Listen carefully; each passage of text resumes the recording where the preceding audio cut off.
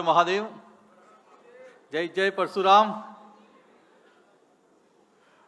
આ 3 દિવસથી શ્રી સમસ્ત બ્રહ્મ સમાજ, ગુજરાત બ્રહ્મ સમાજ રાજ્ય કક્ષા દ્વારા મેગા બ્રાહ્મણ બિઝનેસ સમિટ ચોથો યોજવામાં આવી રહ્યો છે। ત્યારે આ કાર્યક્રમમાં આપણી સૌની વચ્ચે ઉપસ્થિત સંતશ્રીઓના ચરણોમાં વંદન, આપણા પટેલ સાહેબ, સમાજના પ્રમુખ ભરતભાઈ, મુખ્ય કન્વીનર અમારા આદરણીય અગ્નેશભાઈ, અમારા અશ્વિનભાઈ, ગિરીશભાઈ, અમારા એડવોકેટ સાહેબ, મંચ પર ઉપસ્થિત તમામ મહાનુભાવો, ખૂબ આનંદ થાય બ્રહ્મ સમાજની વાત આવે એટલે।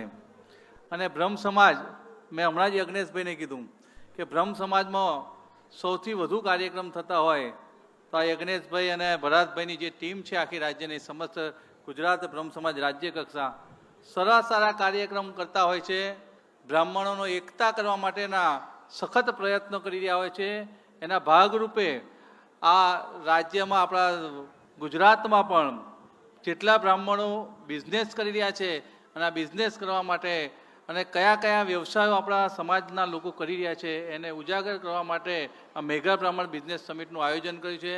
આખી ટીમને ખૂબ ખૂબ અભિનંદન પાઠવીએ છીએ અને આવા કાર્યક્રમો કરતા રહો। આખા રાજ્યમાંથી, અમારા મહીસાગરમાંથી પણ ગઈકાલે ખૂબ મોટી સંખ્યામાં અહીંયા આગળ લોકો આવ્યા હતા અને આખા રાજ્યમાંથી તમામ બ્રહ્મ સમાજના બંધુઓ અહીંયા આગળ આવે છે।